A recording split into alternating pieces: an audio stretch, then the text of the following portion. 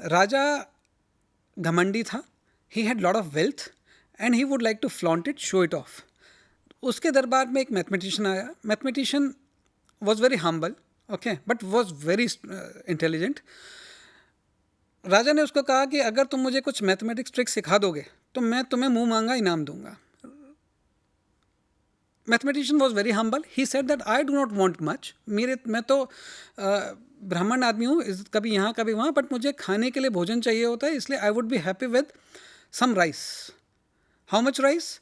Rice that can be calculated based on the chess board that you have in your custody.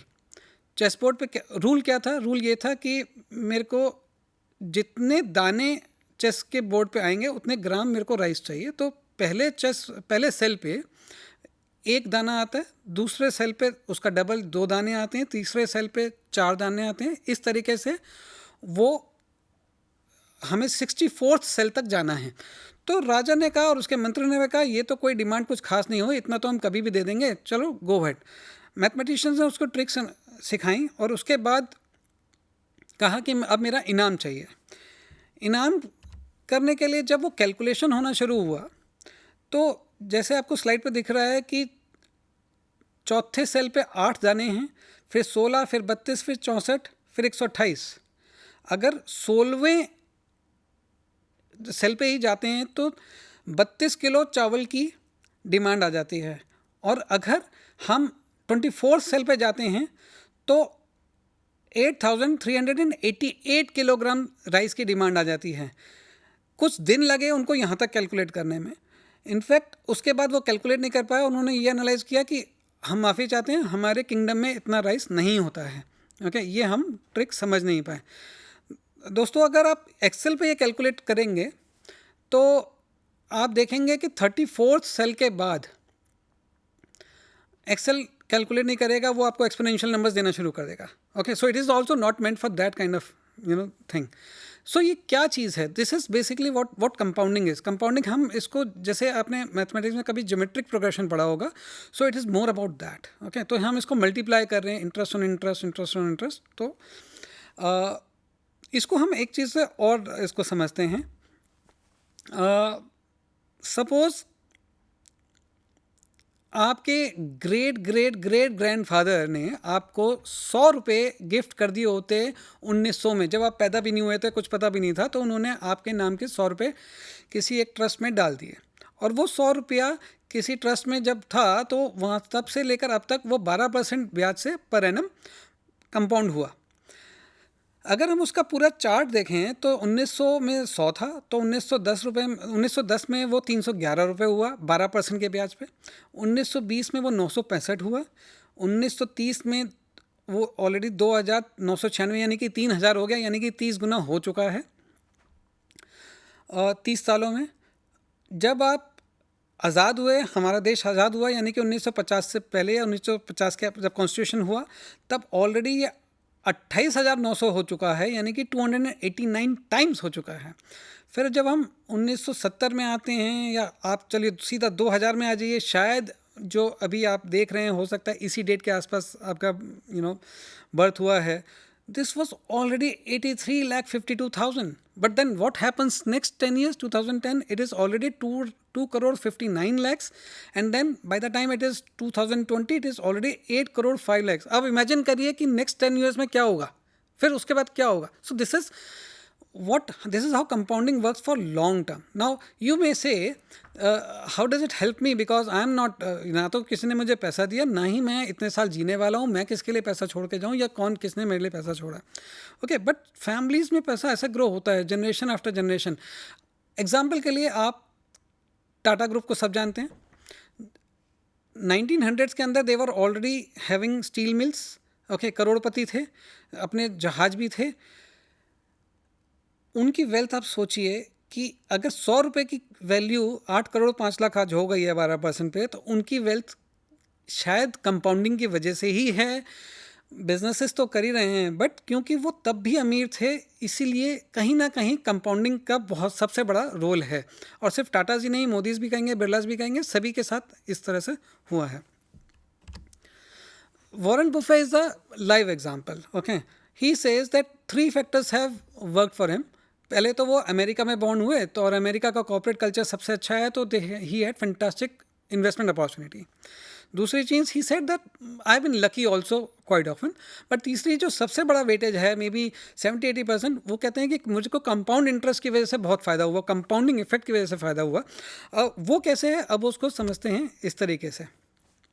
Warren Buffett के अगर बात हम देखें, उन्होंने बहुत अर्ली एज में इन्वेस्टमेंट स्टार्ट करी, यानी कि 11 साल की एज से ही वॉज इन्वेस्टिंग. आज उनकी एज अगर 92 ईयर्स है, तो 80 साल की तो कंपाउंडिंग आप मान के चलें कि 80 साल में इंटरेस्ट ऑन इंटरेस्ट मिला है. ओके. तीसरा उनका क्या हुआ, क्योंकि he was very meticulous and very good about stock picking, तो उनका जो CAGR यानी कि average growth of rate of portfolio growth रहा, वो 21% रहा. ओके. अब 21% पे अगर 80 साल तक आप 1000 US डॉलर्स को भी ग्रो करते हैं, तो देखिए वो 4.19 बिलियन डॉलर्स के आसपास आ रहा है ना. 4.19 billion is basically 4 million times of initial investments. Okay. शुरू के 1000 जो डॉलर थे, उसका 4 मिलियन टाइम्स इतनी ग्रोथ होती है. तो ये होती है पावर ऑफ कंपाउंडिंग. ओके. अब ये तो बात हो गई वॉरेन बुफे की. अब बहुत लोग नहीं जानते कि 1960s में वॉरेन बुफे के एक पार्टनर होते थे, जिनकी की डेथ हो गई because he was hiking somewhere in the mountains and he fell off the cliff. Okay. But he was doing much better then, he was a better stock picker than Warren Buffett. अब अगर वो आज जिंदा होते और इतनी साल की कंपाउंडिंग उनकी होती, शायद वो इनसे भी बड़े इन्वेस्टर रहे होते. So all in all what I am trying to say is compounding basically works magically. अगर आपने अपनी इन्वेस्टमेंट जल्दी से जल्दी शुरू नहीं करी, तो आप वो नंबर ऑफ़ ईयर्स खो देंगे. एग्जांपल के लिए आप ODI में चलिए T20 की बात कर लेते हैं. आपका आस्किंग रेट है सपोज 8 रन पर ओवर, आपके पहले 5 साल वेस्ट हो जाते हैं, आप कुछ नहीं करते, आप रन रेट को मीट नहीं करते, आपके जो 15 ओवर में जो आस्किंग रेट होगा ना, वो काफ़ी ज़्यादा होगा और आप मैच हार जाएंगे. इसलिए कहा यह जाता है कि शुरू के ओवर्स में शुरू से ही आप रन रेट मेंटेन करके चलिए. इसीलिए इन्वेस्टमेंट में भी ऐसा ही है कि शुरू से ही आप जितना जल्दी शुरू करेंगे इन्वेस्टमेंट, उतना ज़्यादा आपकी जो इन्वेस्टमेंट है उसको नंबर ऑफ़ ईयर्स मिलते हैं ग्रो करने के लिए. तीसरा ऑप्शन जो आता है, वो आता है रिटर्न ऑन इन्वेस्टमेंट. ओके. हमने वॉरेन बुफे का एग्जांपल दिया कि उनकी जो ग्रोथ रेट है ऑफ पोर्टफोलियो वो 21% है, जबकि अगर वो स्टॉक मार्केट के ROI को देखते हैं, जो कि US स्टॉक मार्केट है, उसका ROI आता है 13%. यानी कि वो he was a better stock picker and he grew faster. अब इसके लिए समझने के लिए हम क्या करें, इसके लिए समझने के लिए हम वापस राम श्याम को लेके आते हैं. बट इस बार राम श्याम के साथ हमारे पास सीता और गीता भी हैं. चारों की एज 25 साल है. राम बहुत ज़्यादा डिफेंसिव इन्वेस्टर हैं, वो बैंक FD में बिलीव करते हैं और उन्होंने 7% पे अपना पैसा लगाया through out his life. Shyam थोड़ा सा एक्सपेरिमेंटल हैं, तो उन्होंने जो उनकी इन्वेस्टमेंट आई उसमें 8% रिटर्न भी मिला. सीता ने अपने को थोड़ा सा इक्विटी इन्वेस्टमेंट्स की तरफ भी डाला, तो उनका रेट ऑफ रिटर्न बढ़ा, करीब 10% हो गया. और गीता जो सबसे ज़्यादा रिस्क टेकर थी लेकिन रिसर्च अच्छी करती थी, उनके पोर्टफोलियो का जो रिटर्न आया 15% आया. अब 25 साल की एज में चारों लोगों ने अपनी जो इन्वेस्टमेंट शुरू करी, वो सिर्फ 1 लाख रुपए से स्टार्ट करी और बस वहीं पे छोड़ दिया, उसके अलावा कुछ नहीं करा. ये हाइपोथेटिकल है, एग्जांपल है for the sake of understanding it. अगर हम इनका देखें इफेक्ट, ओके, कि by the time they have reached 25 सालों के अंदर 7% पे 1 लाख रुपए जो राम ने डाले थे, उसकी वैल्यू करीब 5.8 लाख हो चुकी है. अब राम इज़ हैप्पी कि मैंने 1 लाख रुपए डाले और 5.8 लाख हो गए, उसको कंपाउंडिंग में अच्छा लगा. Until he was happy until he saw what Shyam has done. Shyam के पोर्टफोलियो में सिर्फ 8% रिटर्न से उनका जो पोर्टफोलियो था वो राम से 27% ज़्यादा था. सिर्फ 1% की वजह से श्याम का जो पोर्टफोलियो था राम से 27% ज़्यादा था and Ram felt bad about it. Okay, कि यार मैंने जो इसको कहा कि यार तू ज़्यादा रिस्क ले रहा है, 1% से क्या हो जाएगा, लेकिन एंड रिजल्ट इज श्याम का portfolio is 27% more. Now Shyam was happy because Ram was relatively poor until he saw Sita's performance. Now Sita का परफॉर्मेंस था 10%, जिसकी वजह से वो श्याम से 61% ज़्यादा था. And Sita was happy until she saw what Gita had done. Gita के पोर्टफोलियो में 15% का रिटर्न था, लेकिन गीता का पोर्टफोलियो सीता से 381% ज़्यादा था. और अगर हम पूरे करें कंपेयर तो 15% Gita versus Ram 7%. Ram is like 7%, half of Gita. Okay, and but the difference is 5-6 times. Okay, इतना फ़र्क आ गया एंड रिजल्ट में. तो this is where the extra 1% or extra 2% or extra 5% can help, and that is where you should be cautious. Coming to our last foundation, last pillar, which is tax planning. Tax planning is your duty, tax evasion is a crime. Okay, so tax planning की हम बात यहाँ पे करेंगे. वापस राम श्याम को लेके आते हैं. 1 लाख रुपए की इन्वेस्टमेंट दोनों ने करी एट द एज ऑफ 25. इस बार राम ने 7% पे डाला था और श्याम ने 8% पे अपना पैसा डाला था. इस पर राम थोड़ा सा इस बार जुडिशियस थे. इस टाइम उन्होंने पोस्ट टैक्स रिटर्न भी देखा. उन्होंने कहा कि 7% पर मेरे को 10% का टैक्स लगेगा इंटरेस्ट पे. तो उन्होंने क्योंकि डेट म्यूचुअल फंड चूज़ करे थे और श्याम ने बैंक एफडी चूज़ करी थी जिसमें कि 8% मिल रहा था, बट उनको जो टैक्स स्लैब पड़ने वाला था वो 30% का पड़ने वाला था. तो राम ने कैलकुलेशन कर ली थी, मेरे को नेट ऑफ टैक्स आएगा 6.3%, जबकि जो 8% विद 30% टैक्स वो जो पोस्ट टैक्स रिटर्न आने वाली है वो 5.6%, यानी कि कम आने वाली है. 6.3 in hand versus 5.6% in hand with Shyam. And result 25 सालों के बाद 1 लाख रुपए का बना आफ्टर टैक्सेस राम के लिए 4.89 लैक्स, जबकि श्याम के लिए बना 4.12 लैक्स. वाई? श्याम ने कहा कि मैंने इंटरेस्ट तो ज़्यादा कमाया था, बट क्योंकि टैक्स रेट ज़्यादा था उसकी वजह से हमारे को घाटा हुआ. सी, tax is a destroyer of wealth.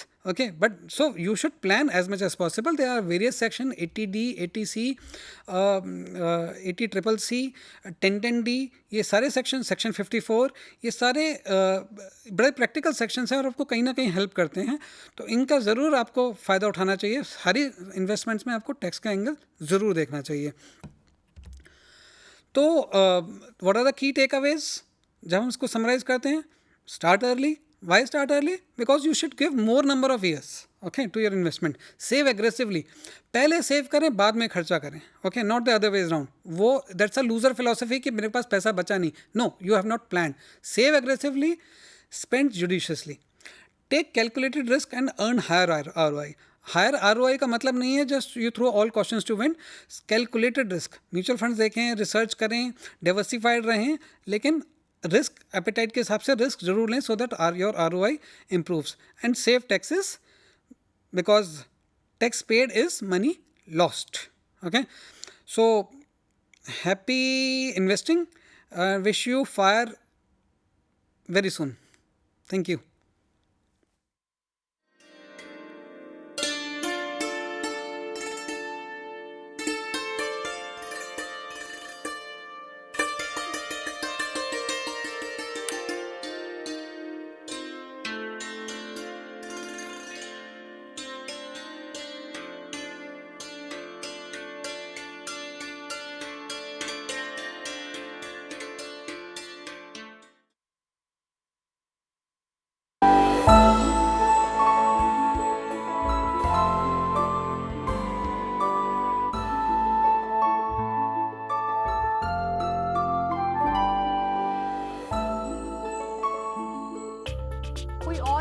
Honey in our everyday life. Normally we buy honey from market, but we don't know the quality of the honey. So we can judge the quality of the honey, whether it is pure or it is adulterated with sugar solution. We can do a simple test at home and you can judge whether the honey is pure or adulterated. For this test, we have to take a glass of water. Now we'll add a spoon of honey.